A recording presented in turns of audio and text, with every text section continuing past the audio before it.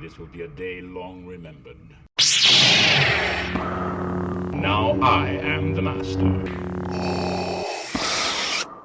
Welcome to another episode of Legends and Theories.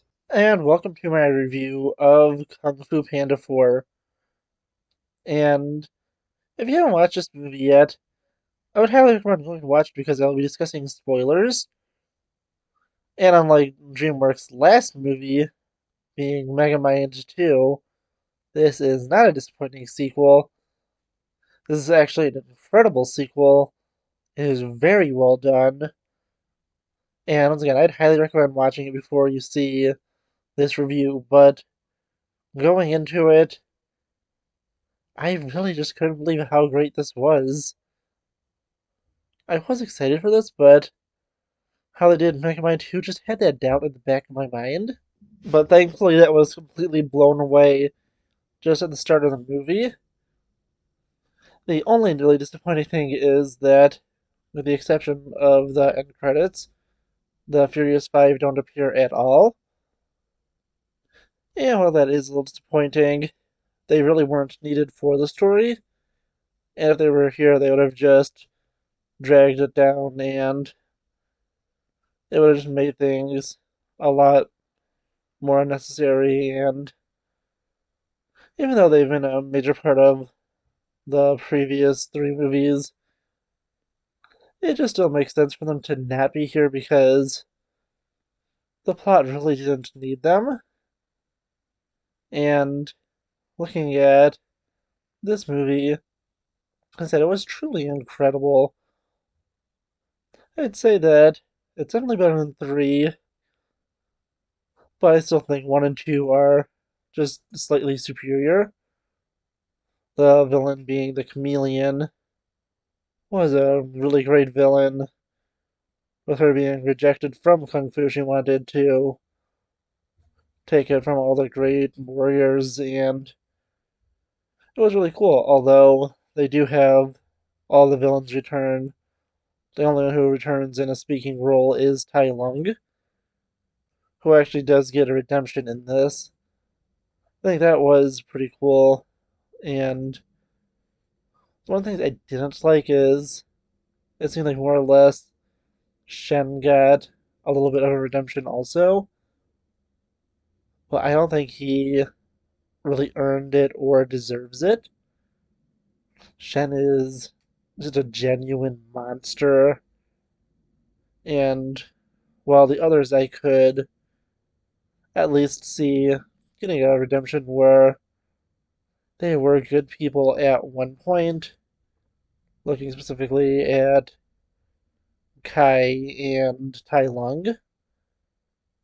But if we take a look at Shen, he was a complete monster who was completely irredeemable, and you could easily just ignore the fact that he was redeemed and more or less just wanted to return to the afterlife, which would mean that, they're not going to be eternally punished, which is interesting, but still, it is just a little scene. That kind of took me out of it where I thought that if any one of his enemies would not have found redemption, it would have been him because you can't really take a step back from what he did, and that was full on genocide. I think that it would have been way more interesting for him to have actually been working with her from the other side, with him not really being a kung fu warrior either, and wanting to destroy the art. But still, I think that, really, besides that, and just the disappointment of not really seeing the Furious Five or J.K. Simmons return to voice Kai because that would have been awesome. I just love this movie. His new ally, who I'm just terrible with names, so I don't really remember her name, but is becoming the new Dragon Warrior. Really was a great character. Although I saw that betrayal coming from a mile away, I knew that she was secretly working with a chameleon, basically from the point she told her story and they weren't clear who took her in. I knew from then, yeah, that she is going to be working with the chameleon, but we'll find redemption at the end. And it's not coming from multiple miles away that she will be Poe's choice to replace him as Dragon Warrior. But she was an interesting character. She had a great redemption arc in this, and it was just really nice. I had just so much fun watching this. I think of all of them, this has to be the funniest of the movies.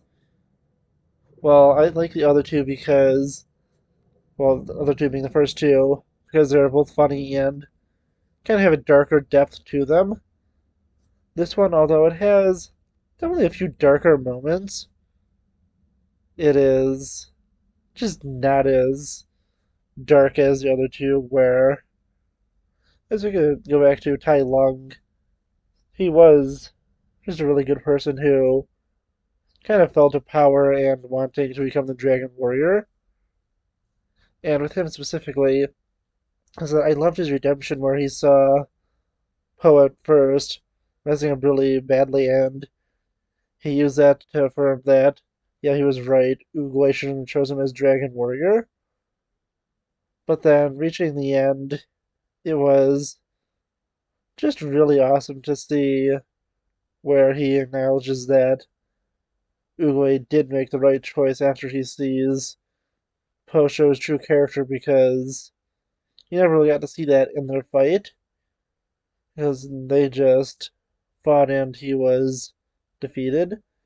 But I really loved that, and I think that it was just a really nice moment for him. And going to Chameleon, as I said, she was a great villain for this. All the villains were great, but I really liked her story of rejection, and I don't think she would have went to the Valley of Peace because, well, they had Mantis, who was a lot smaller than her, and he's one of their big masters. I also think it's funny how Shifu was kind of over Poe's head the entire time and was they were doing the angel devil thing, but they completely agreed for both sides of Shifu. It was pretty funny when he's like, "Wait, you guys should be disagreeing." They're like, "Nope, we're both agreeing that we're disappointed in you." That was just such a fun thing, and they kept that constant for the entire thing. And then the also thing with Poe having all these different consciences, and that gag was funny, but I also love how Shifu had basically the same reaction he had when Uguay chose Poe when Poe chose his successor. That was just really great. And yeah, as I said, this is just such a fun movie. I genuinely just can't believe how funny it was. Jack Black was on the top of his game in this. And it just proves that he is, once again, just a really great actor. He is doing such a great job as a lead, and I even love how he has that scene where he allows, I don't remember her name, but let's just say the new Dragon Warrior 2 get a chance to go and stand up to her former master and be able to take her on before he was able to prove that he was fully able to escape and wanted to be able to teach her this lesson. I love his growth as a character in this, and although, it'd be interesting to see another one, I think that this is just the perfect ending for the Kung Fu Panda franchise. Also, is really meta where he goes and acknowledges himself as the Kung Fu Panda in the movie. That was just a fun line, but yeah, honestly, as I said, that's a genuinely fun movie. The cast was amazing. Also, the scenes with his dads were pretty fun, and I was just felt like I was laughing so often during this. They did such a great job, as I said. The comedy was really on point, and this was just says it's just a genuinely fun movie, and it's so much love and dedication put into it. I just so recommend watching it. I really want to see it again because, again, as I said, it was such a fun movie. But I'm really not going to get a chance to see it again until it is streaming because there's a bunch of other movies that I'm planning to go watch soon. Some of them are movies that I've already reviewed, but I get to see in theaters, and I really can't wait to see Ghostbusters later this month, which is honestly a movie that's been terrible with the marketing department. It looks like they're picking up on it now, but like a week ago, I didn't even know when this movie was coming out. 2 weeks ago, I didn't even know the movie was even happening. So yeah, honestly, that's just a different story, but it's really crazy when I saw it opening that it was Universal. I completely forgot that. And I can't remember if they bought out DreamWorks or something, but they seriously could have gave us like Despicable Me versus Megamind this year, which would have been way more interesting than what Despicable Me 4 looks like, but also what Megamind 2 was, since they own both those franchises, and Will Ferrell is literally going to be the antagonist of Despicable Me 4, so that could have worked so much better. Oh yeah, that's just a bunch of other stuff I want to talk about. Going back to this, again, amazing movie. Highly recommend watching it, and I want to know what you think. Please let me know in the comments, and I'll see you on the next episode of Legends and Theories. Thank you for watching this episode of Legends and Theories. Please subscribe, like the video, share the video, leave a comment, check out the video on screen, and may the Force be with you.